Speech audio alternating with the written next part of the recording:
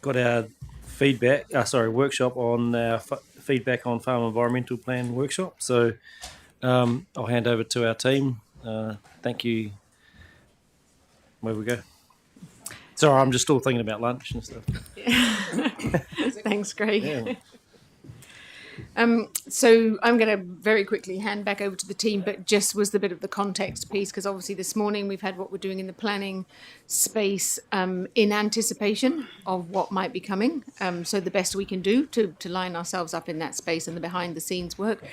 This one is a little bit of the same, as you know, from the session that we had last week in terms of just being prepared for what the framework might look like going forwards. But obviously we ran out of time at the last session last week. So the team are just bringing back what the outcomes were from the small groups that you did. But we do realise that we've been talking at you quite a lot today. And the next session is a similar feedback of what you've told us before. So if at any point, Chair, you would like us to break or do something different, then please just let us know. Thank you. We do dances and stuff. Yeah, the team are going to take this from here. That's what the space in the middle's for. Anything. That's right. Yeah. Let me rephrase that. If you'd like to do anything different, hand over to Fiona. Yeah.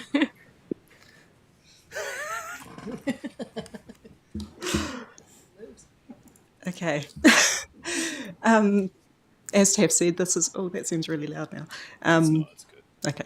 Don't worry, it's not. You can sit closer to it if you want. So we had a workshop last Thursday on the 24th of July where we provided some sort of backwards-looking context around what we've learnt from implementing the Farm Environment Plan FEP audit program since 2013. We ran out of time, so this is just bringing back some of that feedback that we heard from you through that session. So, the purpose... Oh, yeah, covered that. So yes, the purpose of this is just to bring back that feedback, I guess check that there aren't any gaps or misunderstandings that we've from the feedback, and outline a bit of a plan for how we'll use this. So just quickly, a bit of a recap of the key messages from that previous briefing last week. So audited FEPs were first introduced in the Land and Water Regional Plan in 2013. You had that background paper that was provided to you ahead of that briefing that sets out some of that background context about that system.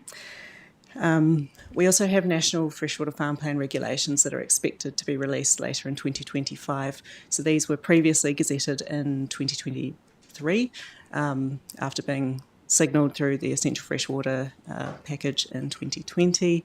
When the government changed, they put a pause on it and have reviewed them, and we're expecting those changed version to come out later this year. Opportunity to kind of look back, get some of the lessons learned from what we've done to date, and then apply that to sort of where we're going in the future with farm planning. So again, just a quick recap about what we're talking about in terms of audited FEPs. So they are there to operationalise the adoption of good management practices. They are the sort of farmer-owned piece. They enable that agency and the flexibility to be able to adopt what works on farm, rather than that sort of very specific rules-based prescriptive approach. They're created at arm's length from the Regional Council, and that was a decision made back in 2013 to support the uptake amongst the community that was facing a much more, a greater increase in regulation than they had been subject to. And we set out a range of lessons learned, so they were a mix of sort of positives and some weaknesses. So I guess one of the weaknesses that we had quite a lot of feedback on was around how that sort of linkage between that on-farm practice and the environmental outcomes, and how we're monitoring or reporting on that. Just reflecting on what you heard this morning's briefing in terms of the plan, and that I guess what they were signalling was that, you know, we're talking about one tool here that sits in that wider system. So as we move forward, we can think about how we make improvements within that one tool, but also that there's sort of broader work across the planning system. So just, again, this was in the last week's presentation as well, just a really simplified schematic around how the system sort of works for farm plans. So you've got your planning stuff up on the left-hand side, your environmental limits, all the different sub-regional planning rules. Schedule 7 that sets out the management areas that then flow through into your farm plan. You've got rule thresholds that are directed through that as well around who needs to have a farm plan. Your industry agreed good management practices, so that's the sort of set of options that you can adopt. That feeds into both your FEP and your nutrient discharge allowance. And then that sits within your land use consent. Your FEP is sort of, as I say, to operationalise that good management practice.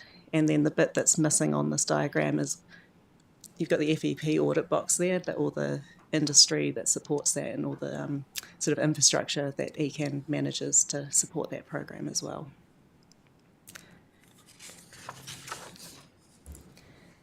And again, this is a slightly updated table that was in that first presentation around the differences between our existing program and what we expect through the freshwater farm plan regulations. So some of the key differences that we expect coming through the changed version that's going to be released later this year around the thresholds. So our existing plan, we have thresholds that direct who needs a farm plan, so 50 hectares of irrigated area, intensive winter grazing.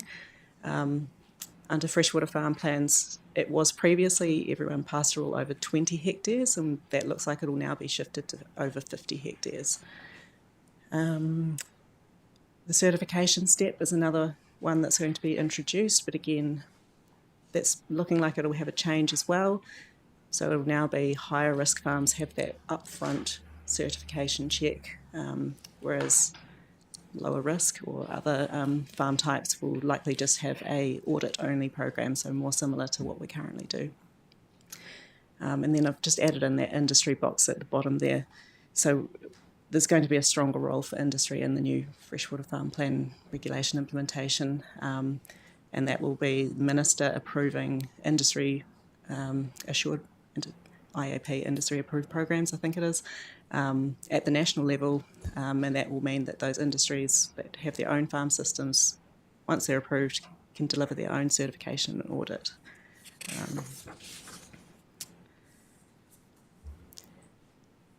So these are the questions that we gave to you at the workshop last week. We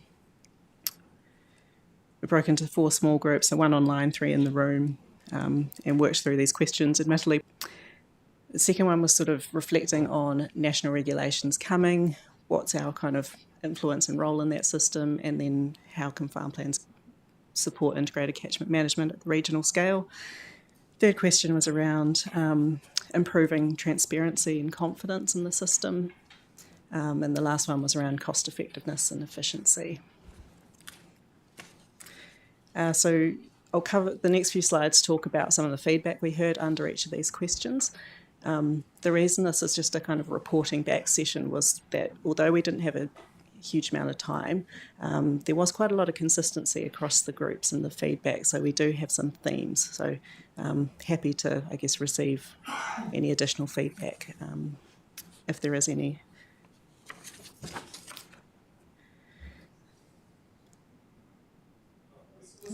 Sorry, I'm actually reading ahead, but no, sorry about that. So we want to just have a little feedback on this, yeah?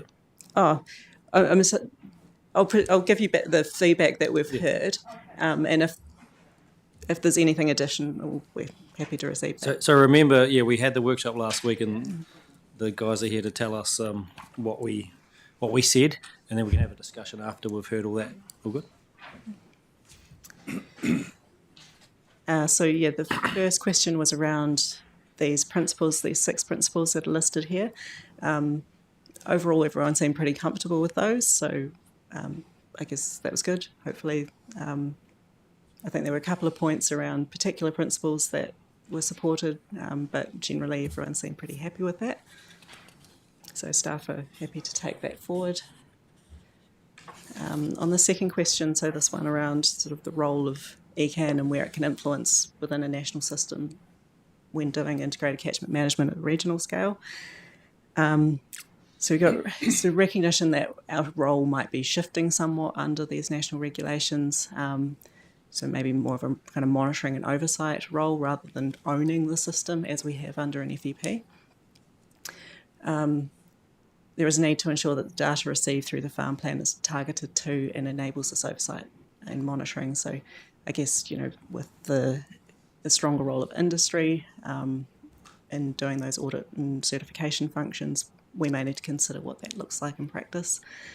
Now, the reflection around the catchment context challenges and values. So this is the one of the key points of influence that we will have in being able to describe our sort of regional circumstances within the farm plan system.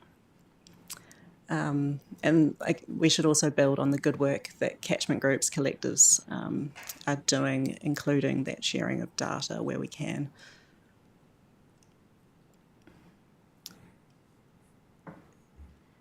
So on the question 3, so this was around those opportunities to improve transparency and confidence. So again, we had quite a lot of focus on this first one around the opportunity to strengthen the linkage between sort of catchment outcomes, on-farm actions implemented through the farm plan and our sort of monitoring and reporting. So that came quite strongly through across the groups. We should look for opportunity to improve how we use the data we do already get and to consider what information data we need in the future to be able to monitor effectively. A couple of points that we might be able to use AI within this as well. Recognising the tension between farmer ownership of that farm plan and the sort of commercial sensitivity or privacy considerations that underpin the decision originally to keep it at arm's length. But also providing enough data for council to be able to do that monitoring function effectively. And a couple of points raised around how we might be able to use anonymised data to help with that. And then part of that transparency also ensuring that the community understands what farm plans are and what they do and don't do, as well as, I guess, making sure that that understanding goes both ways. And then on that final question around cost effectiveness and efficiency, so opportunity to improve the integration between farm planning and compliance, so trying to reduce that sort of double handling of information and make better use of the auditors and the information they're doing and their skill sets. There's also noted that farm plans are a tool that could be used for more than just fresh water, so expanding it to things like biosecurity, so wilding pines or wallaby control. Opportunity to look at how we structure the farm plan approach to make sure that we're better targeting the effort towards higher risk activities or more intensive activities. And also, I guess, noting that kind of line of sight to where the reforms are going in terms of making sure that we have a robust farm plan system, and that kind of provides a good tool for managing activities that may no longer be managed via consents, and how that is aligned to the kind of government direction around reducing consent numbers. So just in terms of broad, tried to summarise those into 4 kind of key themes that staff can take alongside those principles and kind of focus where we go with developing options. So strengthening the link between catchment outcomes, on-farm actions and reporting and monitoring. To be better with data, so using existing data and improving the need to build on the existing FEP but continue to improve it so that we're improving transparency and integration within the regulatory system, particularly that compliance piece. And opportunity to make positive improvements, so building on that progress that has been acknowledged that catchment groups and collectives are doing, developing the catchment context that reflects regional circumstances, and using farm plans or exploring how we can use farm plans for more than water, and the use of AI. So in terms of next steps, the feedback that we've received has given us some guiding principles that you're generally comfortable with, and those 4 kind of key themes that have emerged, where you've sort of identified opportunities or seeking improvements. We expect the reviewed freshwater farm plan regulations to come out later in 2025, with implementation being signalled in 2026. We expect that the regulations will just be released once the review has happened, so there won't be a formal opportunity to make a submission, which is that sort of the reason we're coming to you now, so that we can have some of this input to inform our sort of options analysis as we move forward. So yes, using that councillor feedback, we'll consider within our existing FEP system, so where do we have those really strong foundations that we can build on? As greater clarity becomes available in the freshwater farm plan regulations, and we start looking at options for implementation, we can reflect back on those principles and the themes that have emerged through this workshop to help inform that. And that will include the rollout approach. So this will, a really fundamental part for us is making sure that we're transitioning or adapting our existing system to meet the new requirements, but in a way that builds on and is not imposing sort of duplication of effort on the farmers who already have their FEPs in place. And I can't give much clear time frame, unfortunately, but once we've got regulations and we've got options for how the implementation can roll out, we'll come back to you, hopefully in early 2026. Kia ora, Fiona. So councillors really keen to hear back. I mean, obviously that's sort of the feedback from our individual groups last week. So keen to hear how that sits with you. If you have other ideas you've reflected on since, that'd be really useful so that we can throw that into the mix. So I've got John, Peter and Grant at the moment, and Claire and everyone. So we'll get there. Okay, John, away you go. Thank you for this. It's a bit of a live conversation at the moment within some of us. What is the role of a farm environment plan today? And the expectation when we brought these processes into place was an auditor would come on farm, look at all my consents and see whether I am compliant with my irrigation takes, my effluent, my irrigation efficiency, my stock numbers, my fertiliser, a whole bunch of things. Today it would appear the organisation saying farm consent is a thing that sits over there and you may be compliant with your consent, but that doesn't mean you're compliant. And so my question, what is the role of a farm environment plan in your minds today in comparison to possibly what we thought it was when it was designed? Is that kind of encompassing, wrapping everything in to show compliance? And if you don't want to go, it's a challenging question, but it's just where the organisation appears to be moving to, of going, yes, you're compliant with your farm plan, but that doesn't mean you're compliant with all the other stuff. And yet we analyse it all, assess it within a farm plan. That was sort of in your question 4. I guess the challenge there is auditors being, as you say, one step removed, as independent from Canterbury. They're not warranted officers, so they're not kind of formally in that position to make the judgment around compliance or to take steps. So, but there's definitely room there, as you say, if it's not, or if it's appearing that there's 2 different people asking questions about the same management areas, one through a consent, one through a farm plan, is that an efficient way of doing it? So there's definitely room for improvement there. Just if I follow up, so I guess when we initiated it, there was no conversation about warranted officers versus auditors. And so this is a different concept being brought to us, as in one's warranted, therefore can, versus an auditor that doesn't have a warrant. So it's how we have changed that thinking within the building to a point where one's warranted and one's not. And yet we're looking for the same outcome. I might have attempted that one. Historically, the freshwater farm plan was set up to get farmers to GMP, so to speak, and that's putting it in regulatory speak, I know. But it was very much focused on that nutrient management and how that was related to activities on farm and achieving outcomes in the environment. And as a consequence of setting that up in Environment Canterbury, it did have to be folded into a consent process. So there was some level of kind of sheeting that back to the regional planning framework. That's the historical context. I think in the future, when we look at how freshwater farm plans and FEPs might be merged so that we're not duplicating, there are opportunities within the national framework and looking at how that synchronises with the land and water plan to see how those two tools can work together.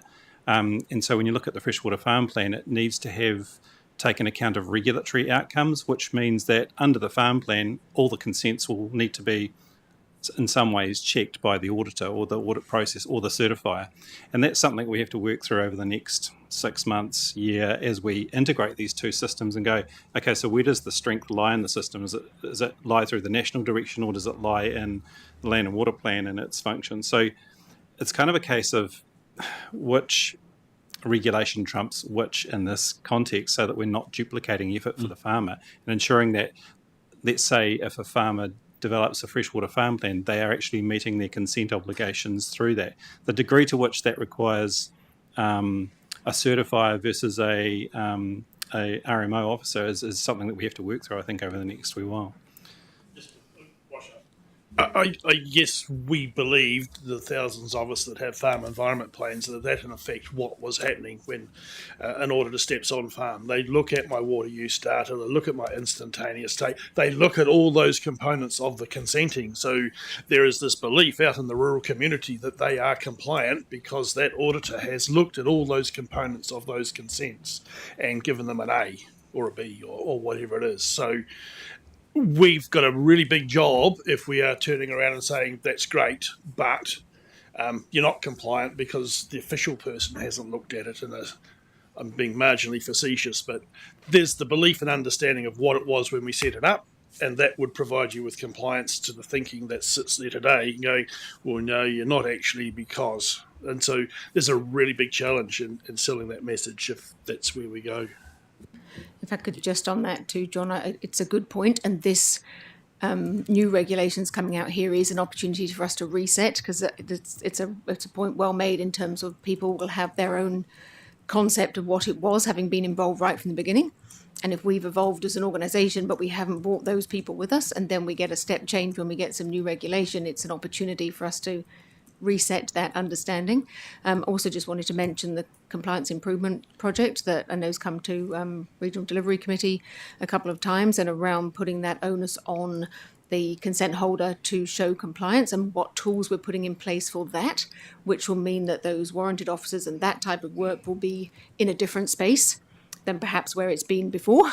So I think all of these things are sort of running in parallel a little bit here. And the final piece of the puzzle, I guess, which ironically is the big piece, the plan changing for sort of 2028. Some of these things are rolling beforehand. So you're right, it's a good point that we're keeping it really clear about what these different tools are for and what they're trying to achieve, and we're not just shifting that in our own heads, but not bringing the community who have been asked to do the work with us on this journey. So yeah, thank you. So it's a point well made. Noted. I'm just going to chime in for a moment. I'd like the teams to go away and us to come with a one ECAN approach, because the councillors are pointing to different messaging as well.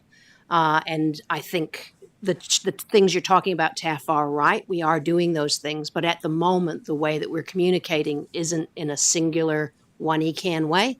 And that's partly what the councillors are picking up. And so, councillors, to reassure you, I have taken some actions this morning so that I can come back to you all to clarify that. And I haven't been able to speak with Tafflin on that matter. So I'm just drawing those pieces together. Yeah, you're on the I list. think if you just go back, the three purple boxes, we know that land use consents that have been given out, the 4 or 5 clauses in the land use consent is around FEP and overseer, and they're all tied together. So you can understand the messaging that our land users or our resource consent users that have these think what they're thinking, that they are actually compliant. And now when we see the renewal process going on, there is a much wider aspect in looking at every rule in the book that may apply to them. So it's already happening, and it's just something we need to be really, really aware of. And I think it's well explained, isn't it, that when land use consents or farming consents were brought in, that was the way to try to get farm environmental plans to start to happen. Things are changing and things have changed, so there is an opportunity that, and it's noted in our feedback there, that it might not have to be coupled together with a consent. There could be another way to do it. So that's because the rest of the country's catching up effectively. So that's useful, and hopefully that can be a way that's rationalised in the future. I'll go keep on the list. I've got Grant, Peter, Claire, Nick, Vicky, Genevieve. So Grant, there you go. Okay. Yeah, I'm still not picking up how this proposed system is going to reduce the consenting process for people and make the outcomes of what we do on the land easier to manage. Well, neither does the team, Grant, because we don't have the regulation from the government yet. I know. Well, I know. So I mean, what we've got is what we've got. Yeah. And what's going to come at us. And I think the team are trying to get some feedback from us. So when that does land, they can try to mesh that together. Okay. And then we'll be clearer. Yeah. Okay. The things that bother me, and we talked about it this morning with a guest speaker. There's no reference in this document or these question feedback about spatial planning, and the idea to use that as a tool to provide some non-statutory outcomes and management for everyone, for every subcatchment, and the idea of in my view, our regional policy statement has the idea of looking at freshwater management units and how you could manage those. So when I don't believe we should be looking at the old sub-regional plan rules. Get rid of them. I just don't, or something like that. Cut them back anyway, and look at more. I think this question 1, for example, contributes to delivery of integrated catchment management. It is sub-catchment management outcomes that you need to be looking at. Doing a whole zoning kind of thing doesn't deliver anything for any. It's all over the place. So that's one thing. So it's context, and we just need to be clear on that. And then question 2, again, the idea of the catchment context challenges and values, which are proposed for the freshwater farm plan. I really like that, because I think that it does identify potential risks within the subcatchment process, and then you have on-farm stuff. So I really like that, but it's more than just a key point of influence. It's potentially a way of shaping what those farm plans need to do, but also shaping what the outcomes need to be for a particular subcatchment. In terms of question 3, transparency, ensuring the community understands. We heard this morning that if the Spatial Planning Act is telling us to produce really simple, clear, map-based kind of planning approach so that people can understand, there's no mention of that in here. And our land and water plan is so litigious. It's all words and very little simplicity of explanation. So there's no mapping. That needs to be really important. I like the says farm plans are a tool that could be used more than just freshwater, and that's fine. But I think it is the catchment part of the farm. You have multiple farms within a catchment, within a sub-catchment. It is the tools used to explain the catchment is really critical in a physical sense, and explore out of that what are the maximum non-statutory things that you could do that people could incorporate into their farm plan. So it's not all reliant on the farm plan, in my view. So that's me. We're just not going broad enough in our thinking. Peter. Yeah. Thank you for that. Look, I fought really strongly for the fact that our farm environmental plans, I believe my humble opinion, quite a solid document and give us an opportunity. I don't know whether we've utilised them properly. I don't think we've leveraged them properly. I think there's a huge amount of data in those plans, and if I look at the system here, there's almost got to be some more boxes to it. Now, I was encouraged this morning by the planning people when they came and gave us an overview of what they're thinking about and how we're going through this, and we had a great discussion. In fact, I think Councillor McKenzie captured it far more eloquently than I am, and I acknowledge that because he's not in the room. If he wasn't in the room, I would have said that. I think that we need to take a strategic view of all these things that we're talking about, and I think that in my opinion, it's unfortunate we haven't got another 6 months together to work our way through this and get ourselves to where we need to be. One of the things that's falling out of all these conversations is our need to be able to capture data and to use data. And I know there are some issues around that, but we capture and use medical data. We could capture and use catchment data. And then we could answer some of the questions that councillors keep asking about things like allocation, is it over allocated, all the rest. And I'm not going to criticise the organisation because of what we're doing there, but I think I would ask the organisation to take a strategic view on this and come to us and say, look, we need X amount of dollars to be able to get ourselves from where we are now to where we need to be. Because some of the things that we're talking about in terms of, catchment accounting, we've been talking about those for a long, long time. I mentioned yesterday that I had a conversation with Kim Drummond about Opua catchment, about doing this, about trying to account for the amount of not nutrients that were being used, so we could get the basis of understanding of what was possible. If we knew what was being used, we'd know where the risk was, we'd know where the tipping point was, and those sorts of things. Unfortunately, some other things came along, we got commissioners, and that all went by the way. But we were going to have a third-party involvement in that, where we could have a contractual basis with people that own consents in those catchments, and people could turn water off if people weren't doing the things they were. So that was the thinking back then. That's 17 years ago. And look, I know there's a lot of other things got in the road, but we haven't, in my mind, we haven't put all these things together and said, well, the questions that we're asking in this chamber aren't getting answered sometimes. And is it because we haven't done the data thing? I mean, that's a question I'd ask. It's not a criticism. It's a question. I think farm environmental plans are good. I think freshwater farm plans were trying to achieve too many things for the rest of the country. They were predicated on what we were doing on farm environment plans. That's how that whole damn thing came about. We need to get further ahead of where freshwater farm plans take the rest of the country, because I think that we're so far ahead. If we stop now, we'd still have a better environmental outcome than anyone else in 10 years' time. So that's me. Thank you. Thanks, Peter. Claire, did you have a separate question now? Happy to come back to you. Yeah. Oh, comment, yeah, and comments. Yeah.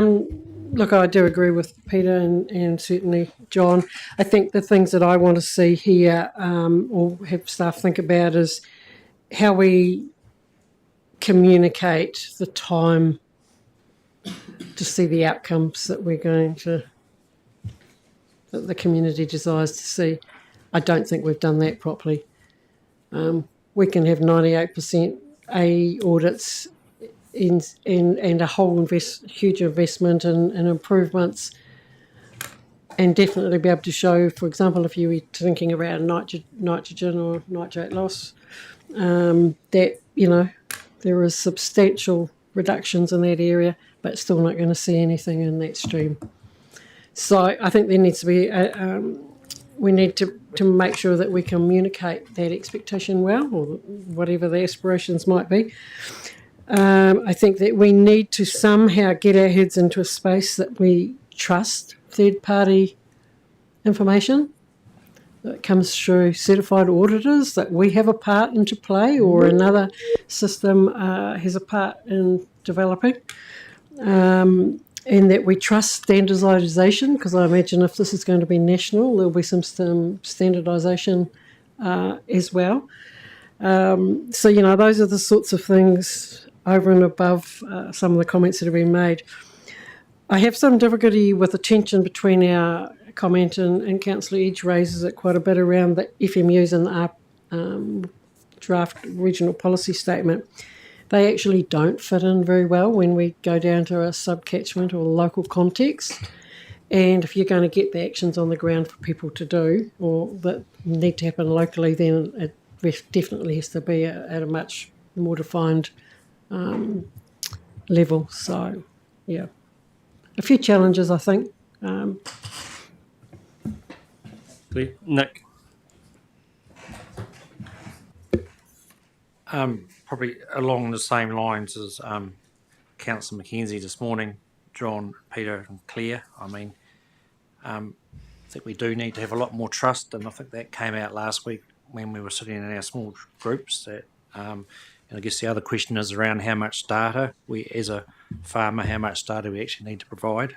And going back to what Peter alluded to before is about, it would be nice, and no criticisms to this organisation, but actually have the physical water usage of each catchment that we actually using every year. And I know, having been on a water users group for all of my farming career, we used to have that information every year, and we were well under our paper allocation, even in a dry year. And then it comes down to the amount of nutrients we're using as farmers. I mean, the two main companies, Ravensdown and Balance, will give you a nutrient budget every year about May and tell you all the fertiliser you've bought and what that equates per hectare. So like at the end of the year on our 500 hectares, we were told we'd used 170 kgs of N per hectare, so many kgs of phosphate, and so that's all quite simple information that actually could go a long way towards your farm plan. And then all you need to add to that is your stocking rate, and a lot of questions have actually been answered. So I guess I'm working on the theory, the KISS principle, keep it simple. Stupid, yeah. I didn't want to say that, but you know what I mean. Sally. And I've had a lot of irate calls in the last wee while about the cost. It's a huge cost being incurred by farming businesses to achieve these plans or these consents. So I think we just need to keep that all in perspective as well. So thank you. Thanks, Nick. Vicky. Yeah, I think my thoughts are sort of similar to previous speakers and I guess it's how to take the data and the farm environment plans and sort of weave them together within. And I think Councillor Edge's comment about catchments, the term catchment covers all the different scales. Like, it's really easy to. I don't think this is talking to catchments at the FMU scale necessarily. We heard this morning from Hamish Rennie that farm environment plans are essentially like mini spatial plans. So there's a lot of opportunity to sort of put them together at the various scales that people are interested in trying to understand their systems, how their effects in the same sort of localized area, how they marry up with their neighbours and so on, and collectively then go to what the outcomes are for the natural environment and for the impacts on local social culture, whatever. So it's just how to make the most of that information that's captured, make sure the data is really as captured as simply as it can be, and then how to present it and connect it. And it might be that it's local neighbouring farmers and who are connecting together and can look at things. And it just feels like the technological opportunities with computer systems now are such that it should be possible to put in some protections around the privacy side of things and build some things that are useful at the different scales, that you can start to see what's the effects in these parts, what's the effect of the next level up, and how does this all end up at the full FMU scale, and where are the problem areas, where do we need to tighten some things up and get some change in land use, or where it's that type of thing. Like, it just feels like there's an opportunity there, but we're not quite getting there. And I guess it's making sure that there is an opportunity for the land stakeholders to see how, when that data comes together, broader than just their own single farm, that it's of benefit to themselves as well. It's that part to make it more appealing and recognise as an opportunity for the landowner as well. I don't know if the farmers want to have a comment on that, but that's where I feel like there's something constructive that could come out of this, with a bit more open-mindedness, a bit more willingness to sort of give and take. I'll just make a comment, because I think Vicky's so right, is that if it's not only a farmer, anybody that's investing in making some improvements, they also want to see an outcome from it, a positive outcome. And on that front, in terms of like catchment groups now are getting public money in some case, like there's some substantial public money coming to some of these catchment groups now, at which point there really does need to be some degree of assurance and confidence that, that there are going to be outcomes that are constructive and positive in the public domain as well for that. So it's just, getting that, building up a more constructive and collaborative across all the various parts of the system would be my wish. Tricky, I appreciate. And I think that's actually reflected in what Councillor McKenzie said as well, in a different way, that, it's that data that can feed to what are the outcomes we're all getting here. So I'm going to keep going because I've got some comments to make at the end, but Genevieve and then Dion. Yeah, sorry, I missed a few speakers before me, but pretty much what Vicky and actually Claire chimed in, and yourself, Craig, along the same lines is, but I guess we need to make it, the farm environment plan, data more readily available, because, having an A or B or whatever audit is all good, is great, but how does that achieve better outcomes for the environment? And I think that is the trick, because, in the sub-regional plans, in particular, reconsenting still focuses on the need for a farm environment plan and clawback of water. And so if we don't have the data from a farm environment plan to actually prove the outcomes are getting better, not just for A, B, whatever, that doesn't provide anything for the overall environmental look at. So that's my concern, is that it just needs more data provisions, and that needs to be incentivised somehow. It might not be monetary, it might be something else, but the whole concept is really good, and I agree it's a spatial look at it, but we need the data to progress into what we need to achieve for everybody. Thanks, Genevieve. Dion. Thank you. This is really awesome.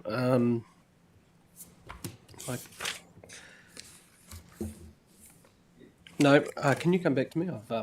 I sure can. I'm happy to jump in right now. Annotations have just disappeared. All good. Like I was saying before, and that came up in our group quite clearly around, we know there is data coming in and we know there is data collected. So it's not a fact that there's no data. It's just the feedback mechanisms are not quite meshing together. And I think that's, Ian's again reflecting that, like, what do we know that we didn't know before? And what can that help us with going forward? So I think it's a really good point, and lots of people have made it. And I think what we should recognise too is that there has been improvements and there has been change in farm practice, and I think that's important. And what that's led to is some headroom in catchments, and I think that's where we're getting the more recent dairy conversion concern, or dairy conversions are coming through, because there has been improvements made in nutrient reductions, which has now enabled more land use. And I think that's just the fact. That's what's happening.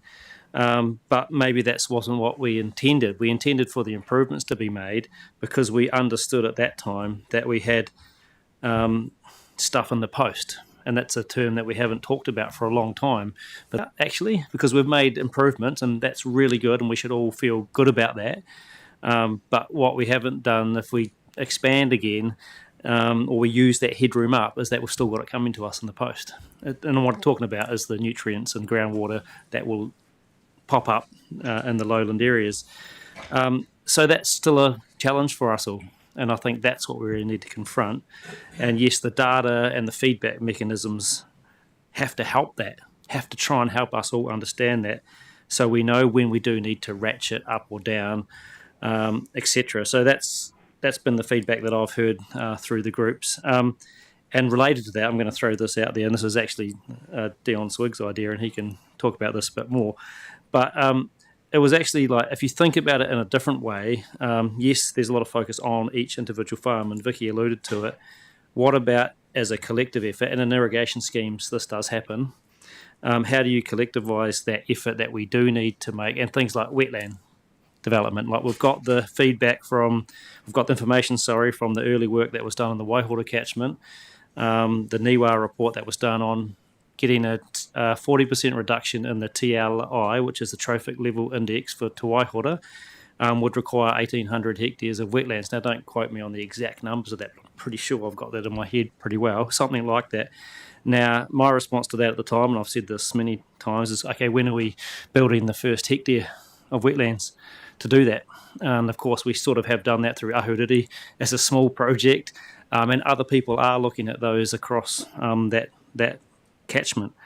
But we haven't gone all in to do something about those issues. So that's my thing. How does all this action that we're seeing, catchment collectives, about that? And it just flips it on its head a little bit and goes, well, can we attach some of the consenting farm planning stuff to collective action on wetland creation, wetland development, to help us deal with some of the nutrient issues? Now, it's not the silver bullet. That's just an example. I'm not saying that's the only thing, but it's an example. So I'm putting that out there for us to talk about. It's about where do you start a non-statutory type conversation, and yeah, for sure. And we keep talking about it in here, but this is a regulator. This is a regulator's area. So is that opportunity, right? Is that opportunity to have a councillor forum with industry outside of the room to talk about those things? Because I think the point that you're making, I'm not saying about 1,800 hectares, but I see so many opportunities for us to do that, because we've got a momentum in catchment collectives and those sorts of things going on. And, we always talked about that fact. Well, I remember Vicky and I went to that freshwater thing, and that dude from Rangatiki stood up and told us how wonderful everyone was, and, just bloody standing out of the road because we're doing this. And then he got to the end of it and he said, oh, by the way, we actually need the regulation too. We can do all these things, and we don't want the regional horizons to be involved in it, but we need regional council. So we've got, if you like, there's a really crude term, the weaponry to actually stop things happening.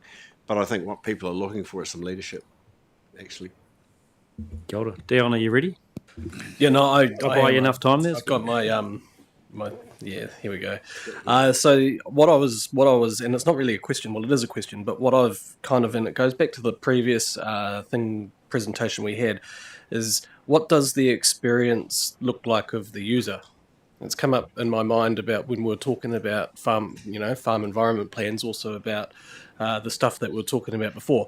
I don't, as a councillor, have a clear understanding of what does the experience look like of the user, and then understanding, okay, so if that's the experience of the user, then what outcomes are we trying to achieve? Hey? Oh, sorry. So that was an observation more than probably anything else. And yeah, I totally agree. I'd love to see, and I've really been keen to push those wetland conversations, because it enables things to happen. The common thing you hear about it, well, it increases your CO2 or increases your carbon emissions or whatever it's called. But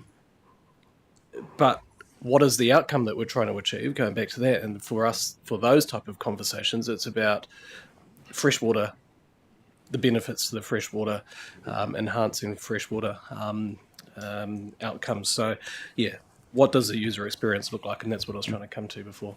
And that the outcome I mentioned as an example is the 40% reduction in the TLI, the trophic. That's an outcome. How do you get it? Well, one way to do it in that study was through treatment wetlands. I'm not saying they're actually constructed wetlands probably, but you could restore natural wetlands as well. So the idea of how many hectares of wetland per cow, for example, or per animal, that something we should actually talk about. And one of the things that I'd love to be able to see in this is, rather than penalising people from trying to do this or making it difficult, you incentivise it and create value for doing the good things like this, and having a value capture, so that when people say, "Oh, look, I'm enhancing my land by doing this," it's not an impediment, it's not a cost or an impediment to that business. It's an asset to that business, and turn the development of that into an asset, so that it incentivises them both from a tax point of view, but from an environmental point of view as well. Claire. Yeah, like just a couple of comments. In response to Dion sort of asking what it is from a user's perspective, and John might like to chime in as well. It's an awfully anxious, stressful period. You get notification probably a fortnight or 3 weeks, generally, not very long. And the thing is, if you're in A audit, and I've been in A audit, I think probably all our time, and you just don't know whether you're still going to get an A auditor, because they are an iterative process. So my experience of it is that it is quite stressful. The auditor comes along and they're very, very amenable people and doing their job, and they are generally persons that have some skills to make people quite sort of comfortable in it. But until they've walked out the door, or you get that email a couple of days later, you don't actually know how you go. So it's pretty stressful, and I'm sure John would agree with that. I think the other thing is we need to actually be pretty conscious around what we're looking in around farm environment plans, and how many things that you want to actually improve together. The more things that you're trying to improve, the less progress you'll make on anything. So there's some priority. And I just, as you, Craig, were talking about how many hectares per cow, for example, I'm thinking, well, we need 0.8 hectares of trees growing for every cow for a greenhouse gas. Well, you imagine what our environment's going to look like, don't you? Awesome. I'd say it'd be awesome. If it's the right type of tree, that is. But, no. Yeah. I'm just wondering where all the It's not dollars wild are in that fines. everybody wants for health and education and prisons and everything else. But there's got to be a way in there to find a solution. And I think the other thing that I recognise is, our current system's sort of an input-output income. So that's just a different way of looking at it. And how do we find that balance? And the other thing, I think I've had a real-life example of this in terms of farm plan sort of frustration of the data is in my time on the Osborne's Drain Working Party. That was actually a condition of consent to have the farm plans come to us in that catchment, which was all agreed to in the resource consent process. But it's been a bit frustrating because, again, the commercial sensitivity things come up. But what we really wanted to know was, we want the data on the actions and the outcomes, not the commercial sensitivity stuff. But that's just been a bit of a block. So that's just something we've all got to be better on, and how can we design a system that actually allows that information, the right information, to flow in the right place. So, anyone else, Grant? Yeah, I just reminded me Dion's comment about wetlands. It is kind of like one of the big things. You've got infiltration or you've got overland flow. The overland flow issues, sedimentation, nutrient loss across the ground, to my mind, they're relatively simple to kind of address. And I know that in Waimakariri, for example, our lowland streams, we have this crazy 3 metre setback thing. It doesn't do much at all. But if you go a bit wider and you look at the opportunities on farm to broaden that filtration zone either side of a river or whatever, what is that opportunity? Is there a cash tree crop that could be done? And we haven't talked about zero carbon on farm.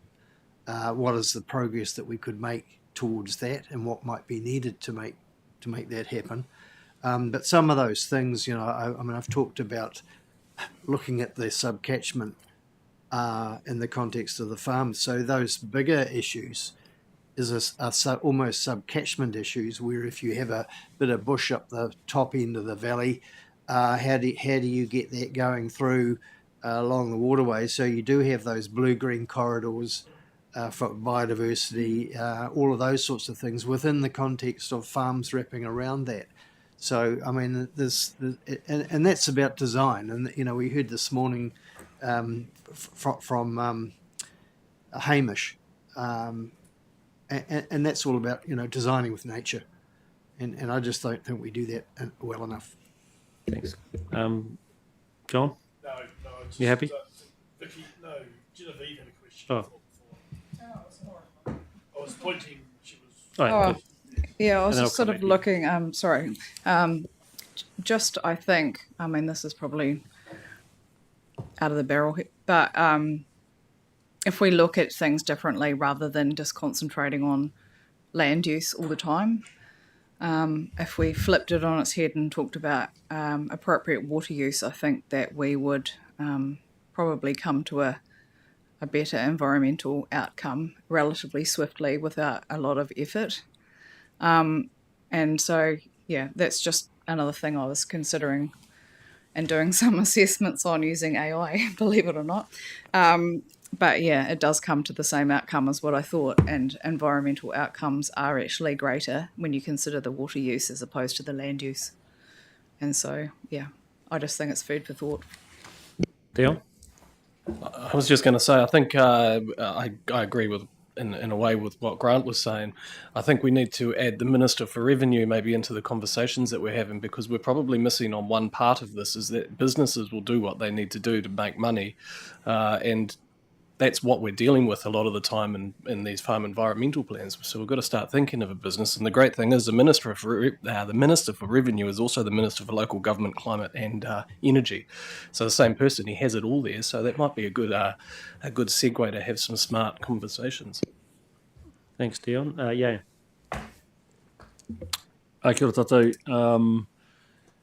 Yeah, I'm going to be like Nick and agree with everyone today.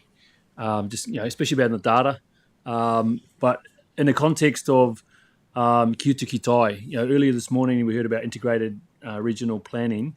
That, you know, how does Kia Tuki Tai fit in with that? But having the data and knowing how that one farm fits into the whole scheme, and then, you know, collectively how, you know, going for the outcomes, and we talked about outcomes, freshwater outcomes, and so that's where I mean, in that sense of Kia Tuki Tai, the overall picture, how it all fits in, but, you know, making sure that, you know, those FEPs or the FWFPs, whatever they're going to be called, that it's not just individual, but it's also how collectively how it all fits into the big picture, and then it ties back to Kia Tuki Tai, as mentioned earlier today, into integrated planning.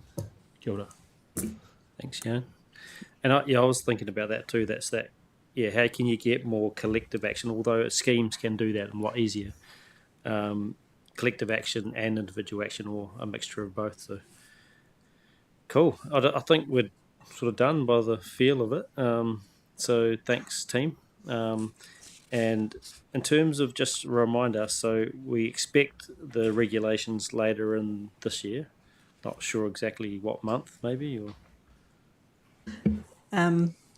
No, sorry, Okay. don't have a date. I guess there's a lot of work going on with national direction, so Yeah. not even sure how confident I am that it will be this year. I mean, I wonder in terms of being proactive in the interim. I know there's not long left in this term, but, you know, today you brought us back some ideas in terms of principles and stuff and feedback. We've given you some more.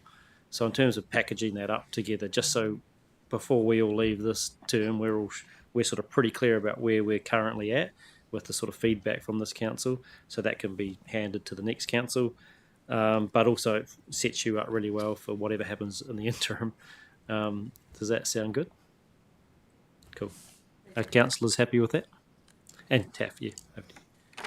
Sorry, I was just going to make some closing comments. First up, apologies for not bringing this back as part of the big picture, realising that this conversation has probably been a great catalyst for the conversation that councillors then had. This has been gold for us. It's actually given us a lot of insights into where your thinking is, despite the fact that we started with the FEP feedback as one tool in the big regulatory system. It's actually been really helpful to hear all of your thinking, and it aligns with where the team were speaking this morning around the planning framework and where we can go with that, and the spatial planning, recognising that these freshwater plan regs are going to land within the current planning environment.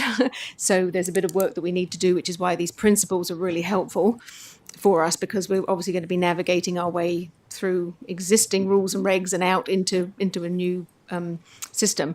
But I think it was Grant who first said the word opportunity, and I think there is that opportunity to have a bit of a reset and think about how we do this. And just while councillors were talking, I was thinking around the spatial plan, and we will be obviously given instructions on what that spatial plan needs to look like and what it would need to include in terms of rules and the rule framework. But my thinking was then, what else could it include that is the non-statutory, the sort of thing that council wants to see in that spatial plan, that could then be the non-statutory work, which may also be talking about what we would want to see. We do have a lot of data, and I think I mentioned it last week, that one of our problems is the fact that there is almost so much data out there, and how do we start to trust it, to your point, Councillor Mackay, in terms of other people's data, because already people are collecting it all over the place in order to get that market share. To your point, Councillor Swiggs, when that market driver, with sort of Sinlay and Fonterra and New Zealand Merino, that they're collecting data to prove good environmental outcomes on farms to get the market share. Can we use some of that data? So that there's a really good rich picture here that we could be creating to answer the simple question is, are we making any difference? This things that you're being asked to do in an FEP or through consents, and things that farmers and other land users are wanting to do, like wetland construction and things like that. Is it making any difference? And that's sort of the question that we're trying to answer at the moment around current rule framework, but also it's a great opportunity to really be thinking, what's that question when we're designing this next phase. So thank you. I think this has actually been really, really great to be hearing this dialogue. And to Chief Executive's point, if we can bring you back a little bit more of this before you sort of close down for the elections, and have this big picture conversation where we've perhaps got Olivia and we've got Andrew and we've got some other people in the room, and we can look at that whole system and get your input before the end of the election period, that would be fantastic for us. Thank you. Thank you, and thanks for mentioning non-statutory, and others have, because I think that's planning and all that stuff, spatial planning, RMA changes, and then non-statutory on the side, and then FEP sort of in the middle.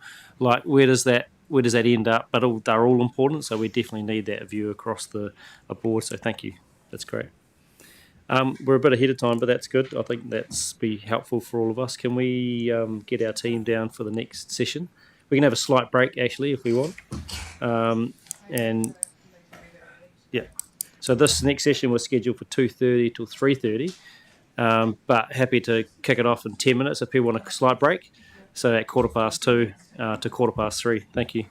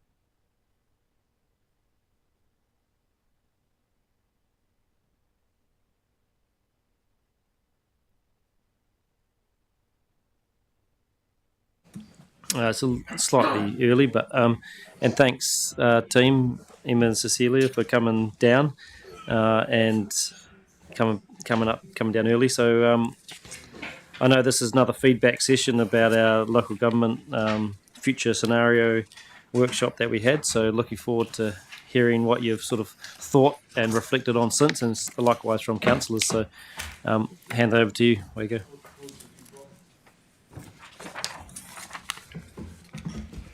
Thank you, Chair, and good afternoon, councillors. Yeah, so the purpose of this briefing is really to report back on the earlier workshop we had this month on the 9th of July. We've done some sort of summation and drawing together the conversation from that workshop. And the purpose of today's briefing is to, feed that back to you and get yours, check in whether that sort of resonates and whether we have captured what we heard, and test that with you. And then also talk about the next steps and where to from here. So that's what we would like to achieve this afternoon. Just a bit of a put this into context and the bigger picture, and where this lines up with the other significant reform, because it's all sort of part of the system. So we are expecting to see that phase 3 of the, as we've signalled, the RM system, the replacement of the legislation, that third phase, this side of Christmas, so towards the end of the year is the expectation of when that will land. We also, the Local Government Systems Improvement Bill is out for consultation, and you'll have a briefing on that next week, and consultation on that closes at the end of August, on the 27th of August. And we're also expecting the second bill that we submitted on late last year, which is the Consenting and Other Systems Changes Bill, that the signal is that that will be enacted in August. So it's a busy space, and there's a lot of moving pieces that surrounds and is the context for this work that you've been doing. And you have all had and seen and participated in the conversations around this topic. So this is really just to reflect some of the conversations interestingly to us, we've officials and staff at various regional councils have reached out to us and are interested in the work. So we're sharing the material and ideas and the thinking with our counterparts across the regional sector, and that's alongside the conversations that you'll be having at governance. So I just thought I'd pause here if there was anything that you wanted to add before moving on. Yeah, kia ora, Emma. I mean, I did mention this yesterday in our council meeting about just following up with Minister Bishop, and I know he's got lots to think about at the moment, but he definitely is thinking in this space.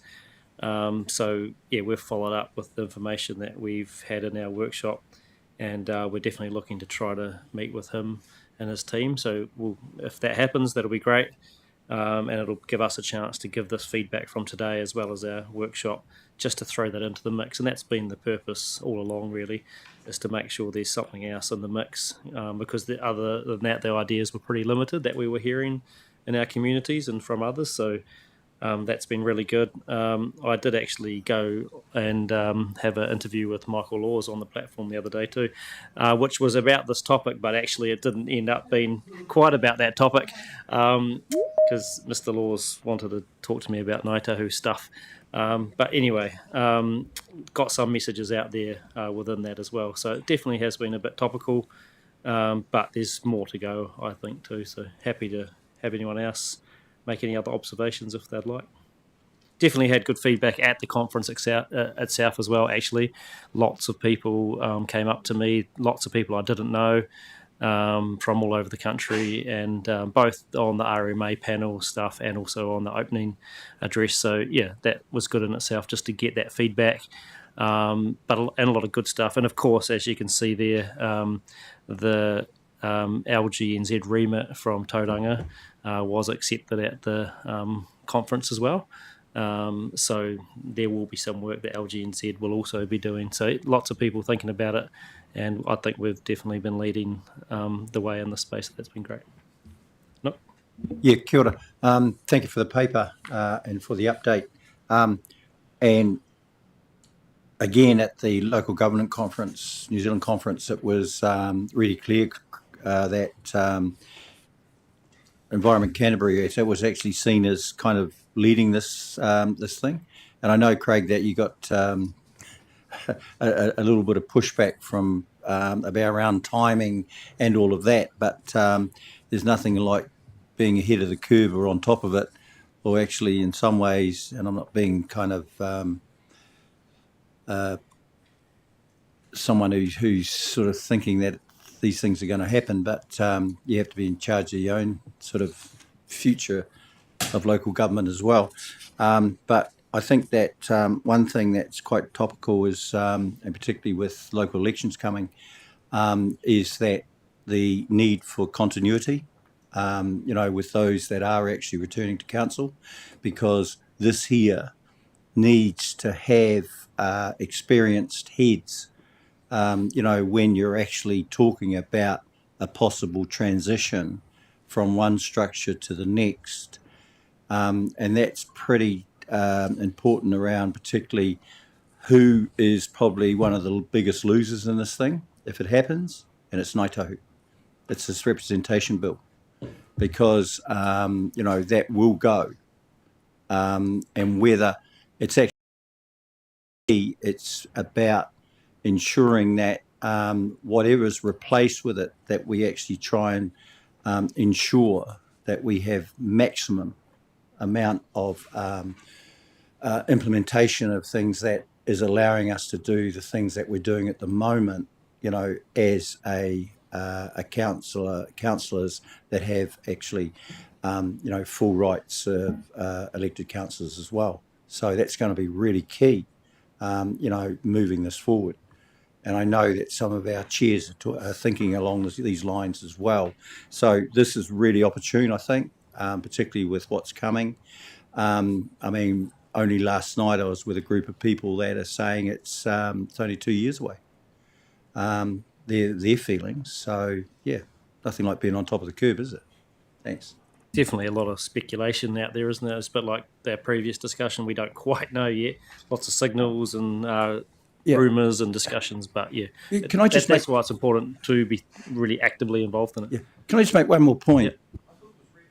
I thought it was really interesting at the local government conference how the reference to all of this thing was, and it was done by Bishop and by Seymour, is that they were talking about, we're only talking about this at the moment.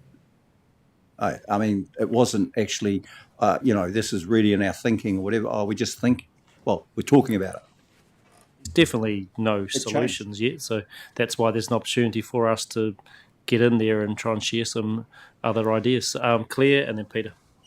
I think just two things, and I agree with Nook. It's much nicer to actually control your destiny than have your destiny dropped into your lap. But just around this, the context is, I think that we need to be really alert to what's happening in the Three Waters space and where that might go, what that might look like post-September.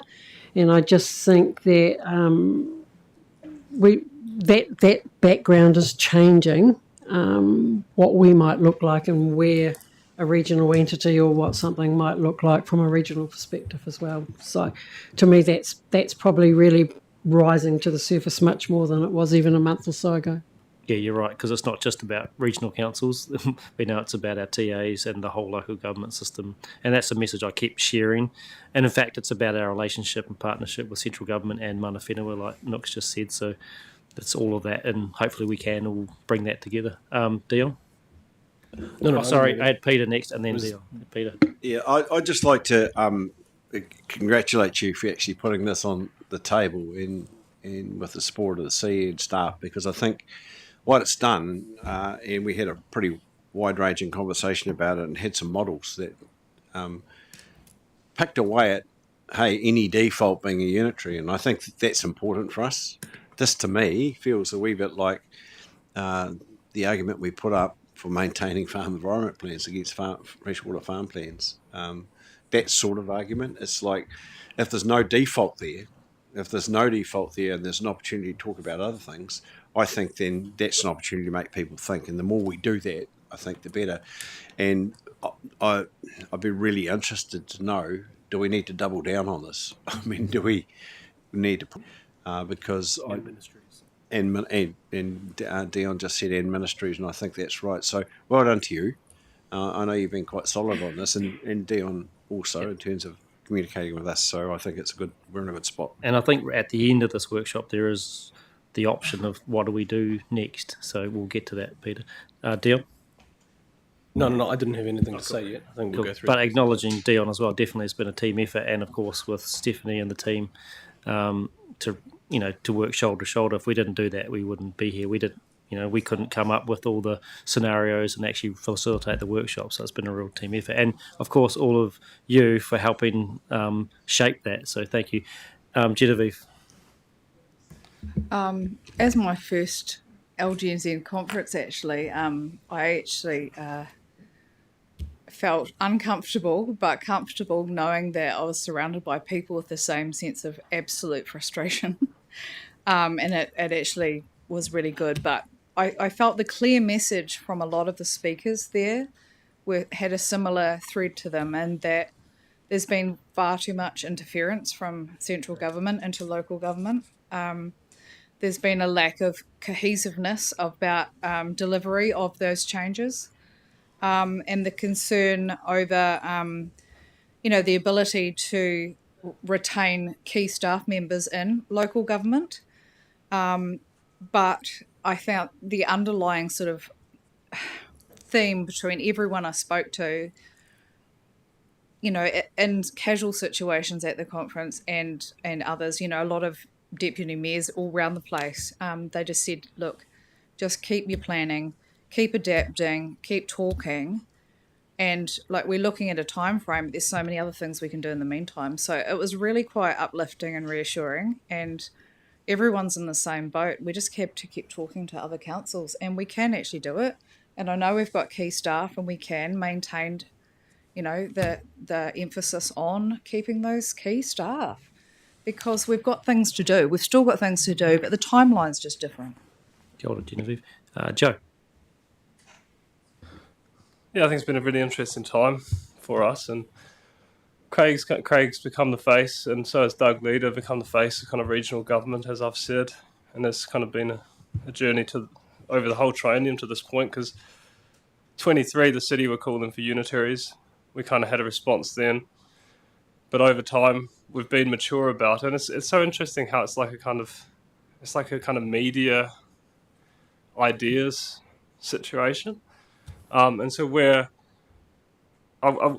my head I was thinking it's like a media kind of battle between central, regional, local, but I don't know if battle is the right word, but if it was, I'd say we're winning it at the moment, because we're actually brave enough to put ourselves out there, say we've taken a position, Craig's fronting, and so I think we keep doing it, but we'd be the vanguard of it, because it's all going to fall out of all of these conversations. It's not necessarily like we have to really design it now.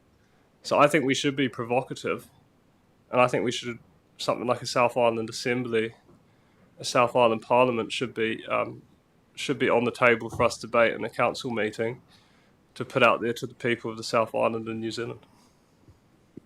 Thanks, Joe. And I think you're right. It's sort of probably happening in the media. That was one of our messages back, is probably not the best place for it to happen.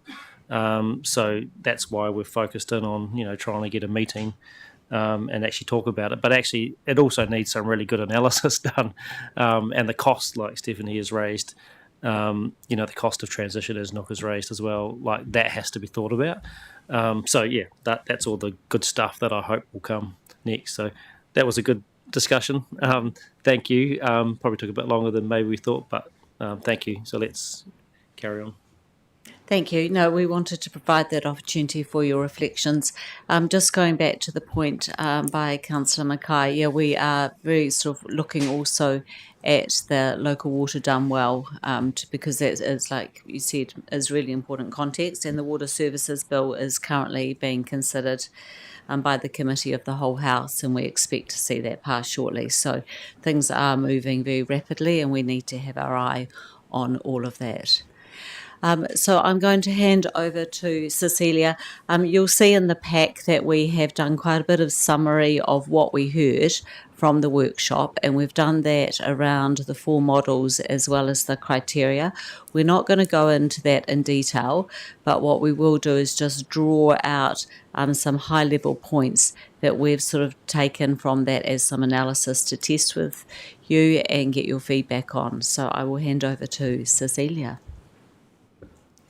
Thanks, Emma. So yeah, just to, before we get into the summary, obviously just to recap, in the workshop on the 9th of July, you used the 4 scenario models that were based on previous review recommendations, ideas mooted about government signals and overseas models, and tested these models against those 4 dimensions up there for considering system change. And yeah, as Emma mentioned, we've cut those 2 ways at the back of the slide pack, but we'll just focus on the summary here today. So using those outputs, drafted up these principles for a future system just to test with councillors today ahead of seeking guidance on next steps. So yeah, the first one there is really about being future fit, and as has already been noted today, the pace of change and local water done well, RM reform. The next 2 also touched on today in terms of relationship with central government being key, and also they're recognising the position statement on the treaty partnership. In terms of maintaining and supporting strategic governance, that really was with particular regard to the council position statements. So in the areas of environmental management, natural resource use, and community and infrastructure resilience, economic prosperity. In terms of amalgamation, so some and all being sort of the key words there. So amalgamating all isn't the solution, but there is sort of scope to review some of those functions. In terms of the geographical variation distribution of communities, so discuss various considerations there around catchment, regional economies, and the need to balance the needs outside of the Greater Christchurch population base. As referred to on the previous slide, in terms of attracting and retaining the appropriate skill set and expertise, I also recognise that the LGNZ Electoral Reform Working Group report came out at the LGNZ conference as well, touching on some of these ideas. And finally, the last one there was around having a system that the community really could engage with and understand, and made sense to the community. So I'll pause there and open up for discussion about how these resonate with councillors and reflect the workshop discussion. Kia ora. I think it's a really good list to start with. The one thing that I've just picked up from the previous couple of speakers is maybe that thing about the regional scale could have an additional bit, which has come up in our previous position statement around, as well as a South Island scale. So that just might be something to add in there as well. So I don't think anyone would disagree with that. Cool. Open the floor. Yeah, Grant. Just quickly, the second bottom one where it says retain appropriate skill set. For the future, we might need some different skill sets as well. I'm thinking of how you manage going forward with the skill set required for spatial planning, and depending on what happens with the FEP thing, we might need more farm advisory kind of services as well. But so whatever that ends up being. Thanks, Grant. Anyone else wanted to clear? I'm thinking we have to be careful that we take people with us again. And once again, I think that any changes are iterative over a longer period of time. And I think that we would get greater acceptance if we were looking at changing the governance at a regional scale rather than South Island scale. Now, having said that, I understand why we might want to go to a South Island conversation, but I think there's probably other mechanisms that you can utilise or tools to look at the benefits from a South Island perspective, because I think that we don't want to distance too many people when I'm pretty sure that there'll be some issues around.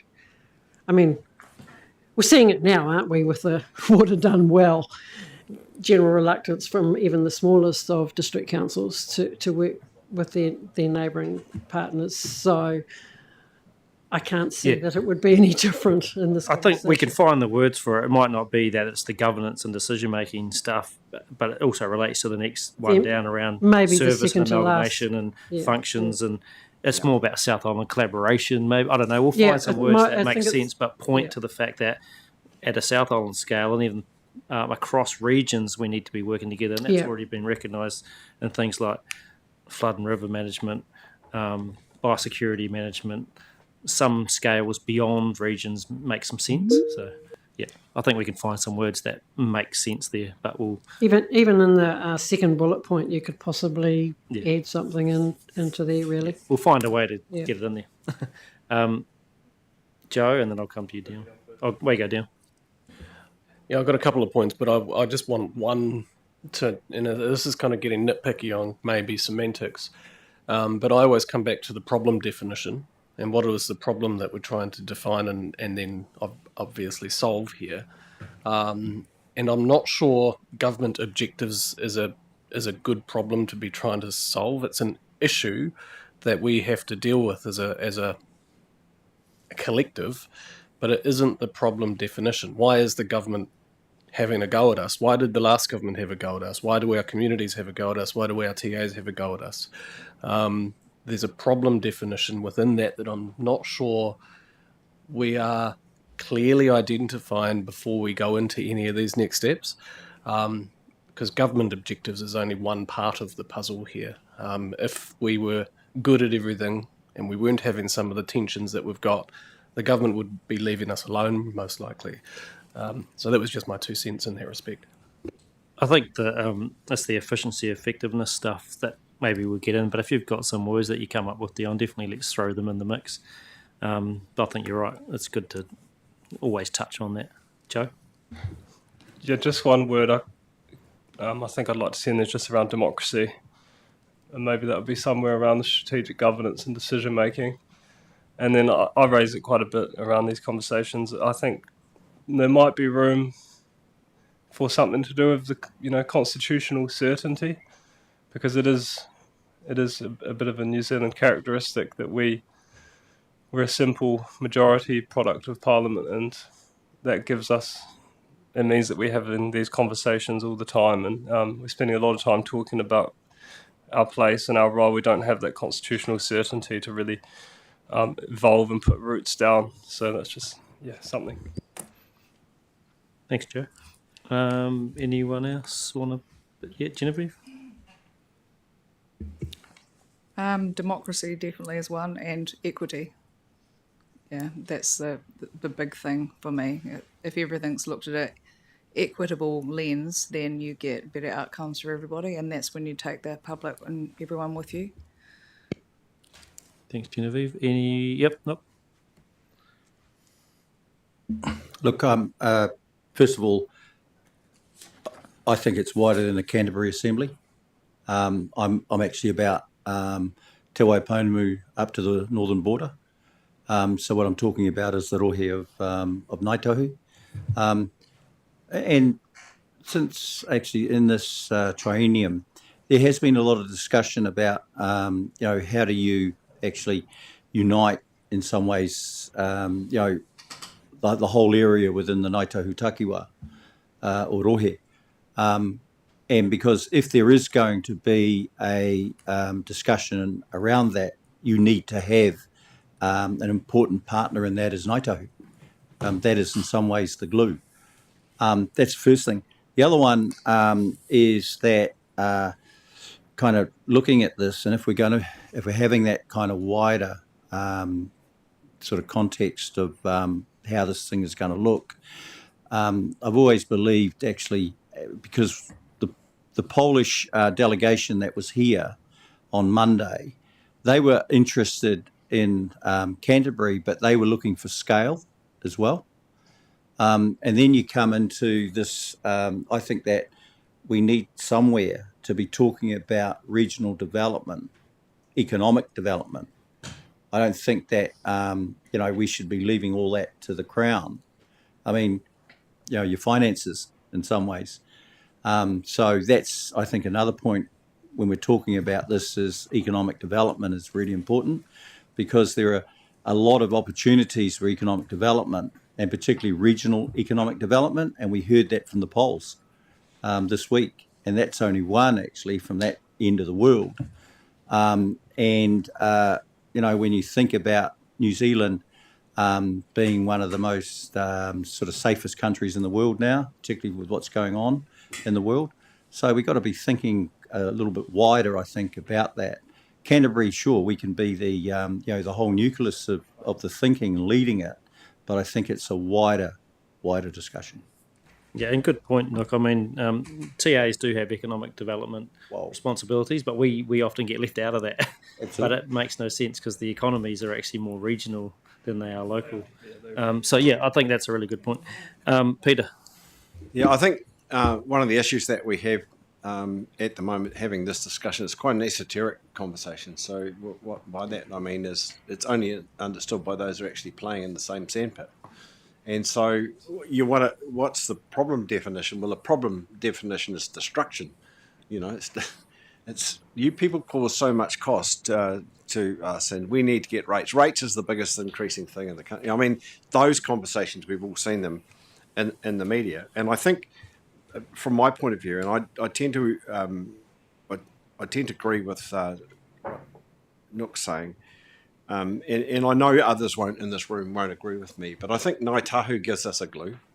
I think it does. I think it gives us an opportunity to actually, and not on everything, because some of the stuff we do is quite bespoke to this organisation, but some of the things that we do, we could have a joined up approach with them. And one of the things that I constantly think that we have trouble with is understanding what we're trying to do with with Te Mano Toa and those sorts of things. And I know it's understood differently with different runanga, but if there was a Ngāi Tahu view on that, in my opinion, it would help us, because what we tend to do is cut a runanga adrift, or they cut themselves adrift, and then you rely on people. And look, this I don't want to be, but this is reality, on people that don't understand what we do, and we ask them to operate in their world, but they don't understand how you actually reach across into the other. So we get misaligned on those things, and we get argumentative on those things. That's in my opinion. So I think we need to think, how could we solve some of these problems? Well, we could offer up some solutions, which you are doing, but I think there are some wider ones too. I think I've got a pretty good idea that Ngāi Tahu is definitely interested in this space. If you go back to the Three Waters stuff, they were heavily involved in the Entity D discussions, as you'll know, and I don't think that's gone away, to be honest. So I think there is a real fertile opportunity there around how do we get a view from the iwi and the Papatupu Runanga about where this could go. So, just before he talks, I mean, when you get the Kai Whakahaere standing up at Zone 5 and 6 and saying, look, we don't want to control water, we don't want to own water, we want to fix the problems that we have with water, then that's a handout to you to say, well, what do we need to do? And that's what I was referring to when I said... And he did it, Justin did it again at the local government conference too. Yeah. No. Just talking about Ngāi Tahu, I think we need to be quite clear at the beginning, because there are the different faces of Ngāi Tahu. And I don't believe that it's mana whenua. I believe that if we're talking about this collective, it's actually Te Runanga o Ngāi Tahu, because that is where the mana whakahaere actually for this, only this, actually lies, because then you've got more of a collective approach to it compared to, Papatupu Runanga. Definitely. And they represent the Papatupu. Yeah, at a Te Waipounumi scale, totally. Yeah, on that scale. Yeah, absolutely. Anyone else who want to have a bit of feedback? Really good. So I think there's been no allergic reactions to what's on here. I think you've really done a really good job of trying to summarise what we did talk about at the workshop, obviously with some other additions that you've heard today, so we can definitely work on that from here. Shall we go to the next steps? So for the next steps, we'll largely just focus on the left-hand box there. Just given the conversation you just had on that summary, keen to hear about sort of where the next steps should go. Could develop that summary into some more sort of tighter principles of a future system. Have another workshop. Could also endorse these at a future committee or council meeting ahead of the next council. So looking towards the end of this month or early September. And then there's also the option there to further refine some of the preferred models. There was the ones that really sort of sparked interest at the workshop, and have some more workshops to explore those, building in some more assumptions about the future state or possible future state, and teasing out some of those questions that came up in those workshops.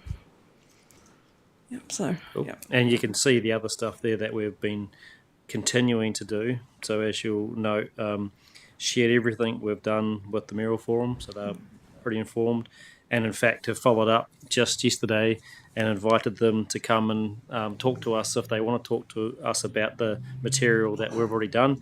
And I've already had a couple of mayors say, they'd be keen to come. So I'll let you know about how that progresses. And obviously, this is an idea that really came from, should be the chair and deputy, sharing workshop materials with other influencers. So we think that that's an important, and Dion definitely led in this space to say, it's not just local government that needs to hear about this, it's others in our region that need to hear about this too and be aware of the potential options. So that's something we're looking to do. And of course, sharing that with our Te Uru Kahika and LGNZ partners as well. So that's happening. And you'll see that one there at the bottom right in terms of through the South Island Regional Chairs collective that we've got. There's been an ask there that I engage with Justin, and so that's happened. There's been a few emails exchanged, and there's definitely, that's why I said what I said before, there's definitely some willingness to talk about what we could do in that space, so that's good. Hand it over. Yeah, I had John and then Claire. Luke, thanks for this. I guess if I was looking at the options we've been talking about, the regional environmental, the entity probably resonates best with me, and I'm not so sure. And whichever, I guess, entity we further, or the entities we further develop, I would like to see us sort of put in the government's view of what being very clear in what government's articulating at this point in time. Well, obviously there's no clarity, but moulding that into what our new entity could look like, not just what an entity might look like from our perspective. And so kind of bit of gifting, a bit of gaining, going, this is what you want and this is how we might provide for your wants, but it also provides for our needs along the way. And then equally, some of those functions that we don't use or we don't anticipate being within maybe I'll use the regional environmental leadership body, where do we anticipate those functions going? So it's one thing to say, this is what it looks like for us, but we have all those pieces we've carved off. Where do those pieces go? So I think it's sort of holding on us a little bit to be able to identify where those functions might go, whether they go into some form of territorial body, amalgamation or whatever, but not just focus on what we can do. Is probably having an idea of where some of our other functions might best fit. That's just my thoughts on, regardless of which entity we might work up a little more than some of the others. Thanks, John. Claire? Don't think I need to repeat too much. I agree with what John's saying. I'm pretty much open to having further refinement of probably the two preferred options there. I'm like John. I'm sort of in the regional entity and what that sort of might look like. I have a fear, quite a degree of uncomfortability about endorsing something at a strategy and policy meeting in September. So happy to keep having the discussions, and I think that's probably a far safer space for us than have something endorse. Yeah, I think the endorsement may be along the lines of the page we just had, rather than any more analysis on a model. But if we're, these sort of words, if we can write them up into a statement, then that could be endorsed potentially. So it's definitely not going into, hey, this is the model we've landed on. These are the principles that we agree with. And it's sort of fleshing out the previous position statement we did on local government, and maybe just adding a bit to it. So yeah, that's all we're thinking of doing at this point. Yeah. Okay, but I do think that we do need to be thinking, as John has said, around functions. What might be the functions that a regional leadership entity would have in that space, and what are the possibilities, some of the functions that could be better dealt with by another agency or utility or whatever. Cool.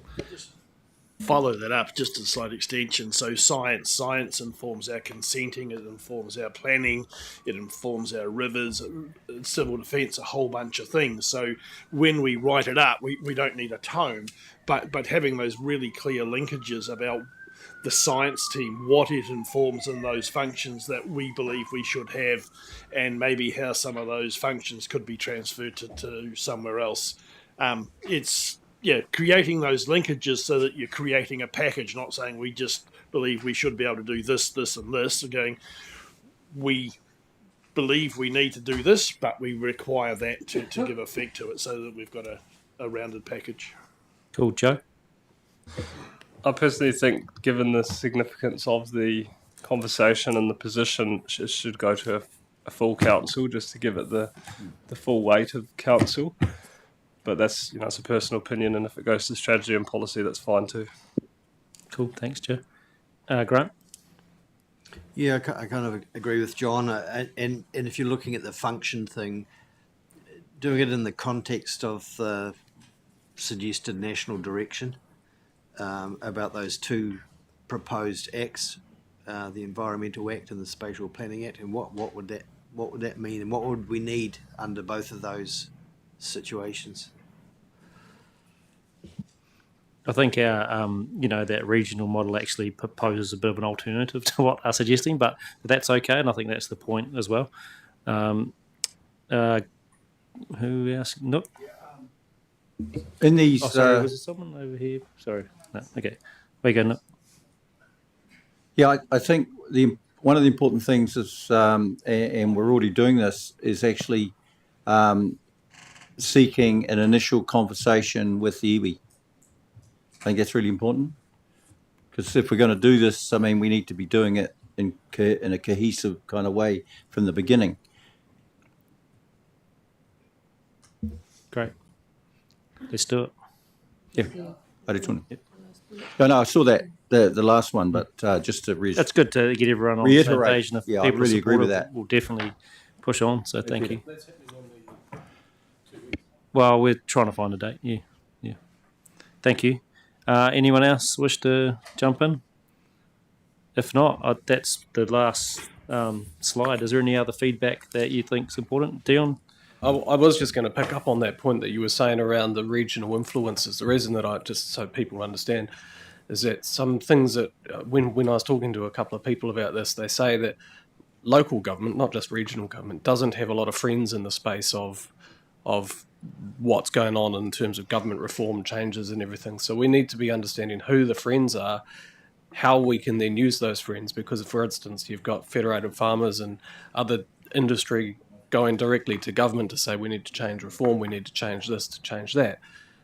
But what does that mean to them when it comes to the implementation of things on the ground? So we need to understand and get a commonality with all of those people, including NGOs in the environmental space, including our TAs, so that when the crunch comes, they've got your back. They go, actually, we need that. We need to be like other bodies such as NGOs or whatnot, if that's what we want. If we don't want that, then there's a complete different approach to this.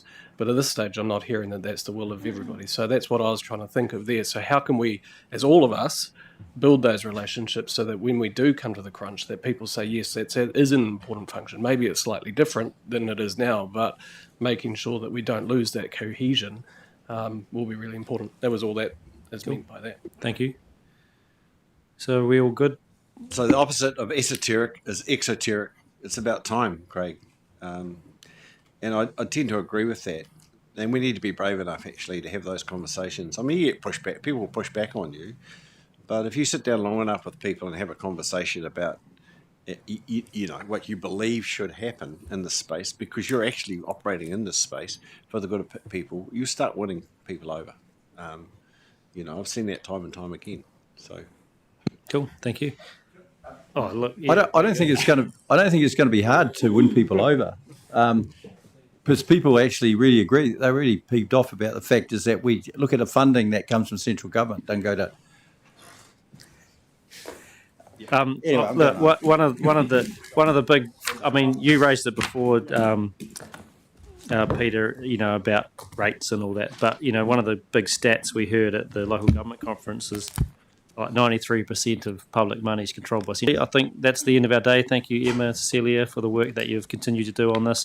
And of course, I know Patrick and Olivia and others are doing some pretty great work as well in there. Claire, are you okay to do a cut Yep. here? Cool. Over to Ki you. hora te marano ki whakapapa paname tu mauana. He huaria ma tato iti ranganei. Araha ato, araha mai. Tato ia tato katua. Ihi huia taikia. May peace be widespread. May the sea glisten like grain sown. A pathway for us all this day. Let us show respect for each other, for one another. Bind us all together. I think we've done quite well today. Kia ora, Claire. Hallelujah.